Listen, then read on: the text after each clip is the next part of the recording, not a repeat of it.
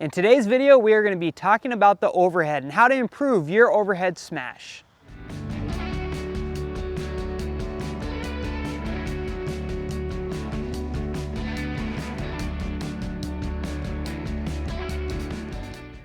All right, so in this video, we're going to be talking about the overhead. And the overhead is important, one, because it's supposed to be your put away shot, your killer shot. However, it's typically a shot that people struggle with, and that is mainly because it goes unpracticed, but also the angle is different. The ball is dropping down from out of the sky. It's coming down at you, which you typically don't always see that angle. Usually the ball's coming at you from a lower perspective. So we're used to seeing this one right here. We're used to the rhythm, the timing that it takes to hit that ball. But this one is a completely different view. And that gets people to struggle a little bit. So with the overhead, what I'm going to be covering are two segments, or two parts, the feet and then the upper body. First, we're going to cover the feet. When you prep for the overhead, you will be splitting. Once you split step, then you need to make sure that you get sideways. So remember, you're splitting as your opponent hits the ball, they hit the lob, and now you've got to go from this position here. You're going to drop your right foot behind you. So it's going to fall back like this right here. That's going to lead into me getting sideways. And now I'm going to get sideways like this, where basically I'm riding a skateboard or a surfboard. I'm completely sideways. And that is important because that is your ability to hit the ball anywhere throughout the court. If I do not do that and I don't get sideways enough, I'm going to be hitting like this. It's going to go across my body. It's going to come across like this, and that ball is always going to go cross court. I'm not going to be able to hit inside out, meaning hit it off this direction. So that's an important part. Now we're going to move to the upper body. So I've got my feet to the side right here, and as I was doing that, as I was turning, I've got to make sure that my hands and my arm are getting into a hitting position. So you see some players, they come back like this, they put it right here on their shoulder, and then they put their arm up in the air. I would encourage you not to segment it like that. You can do it, I mean, people do it, but I think there's a better way.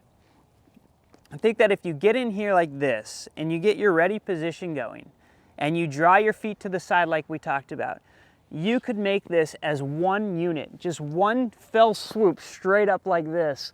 And by doing that, that allows you to get in a much better hitting position as a complete unit, not to segment it out. Less things can go wrong, basically. So you get in here like this. Now, if you notice, right here, my elbow is pointing up towards the ball. And that's a big thing. This is a great way to make sure that your shoulder gets up and it gets lined up for hitting.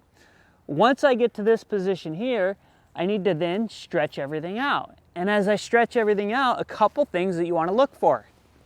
You want to look for this hand being about your head height. And there's reasons for that. If you drop this hand too low like this, if you notice the elbow comes down, it gets kind of close to me. And when you do that, you sacrifice power because now you have to go back up and then you have to go out. So you want to keep the hand about head height. Also, if you go above head height and you start in like this and you get that hand way up here, well, now your elbow's high, the top of your shoulder, your rotator cuff, is starting to rub on this top bone, and that can lead to injuries. So you don't want to be way up here. You want to be right in the middle. Hand is even with the head. That puts the elbow in this 90-degree position, which is a perfect hitting position. Next, you want to notice this racket. So though you could go like this, okay, you could have this racket coming straight across you like that. I like the idea that you get it into this kind of halo check mark position. You get it up. And by getting the elbow here and the racket up like this, that allows for a better hitting position.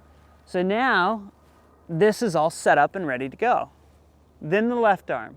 Well, the left arm goes from right here like this, and then it stretches out.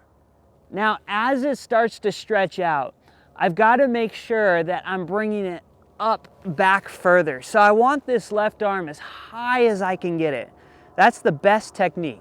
So now I've got my hand by my head, my left arm all the way up here, and my feet are completely sideways. Now, if you notice from this angle right here, if the ball was coming from the camera line right here, I am basically looking through or over my shoulder to see the ball up there. That's better position than this right here. And at first it's tough. When you turn that much, it's hard to get your rhythm, it's hard to figure it out, but it is well worth it. So next time that you go out and you go to hit that overhead, make sure that you do your split step. You get your feet all the way to the side, a huge turn, ridiculously big turn. Bring these hands up as one unit, right in here, elbow pointing up. And from there, straighten everything out and get a nice full stretch where this racket is up here, the hand is even with your head, and this left hand is straight up. And from there, then you swing through. Contact is gonna be out in front of you here. Once you get it out, and this will probably primarily be a flat shot. You could hit slice for sure. You can carve your overhead off if you want, but most people are trying to end the point. They're kind of coming in pretty flat. So contact is out in front of you. If you allow contact or the ball to get on top of your head, if you allow it to get even with your head, you will not have success at an overhead. You will not be able to hit an overhead big. It is very important that contact stays out in front of you. So I get it in here, I get it out in front of me here, and from there, it's all about the finish. Now, if you look at contact right here, notice the shoulder. You see how this shoulder is dropping and this shoulder is higher than that? That's called shoulder over shoulder, or some people call it a cartwheel position.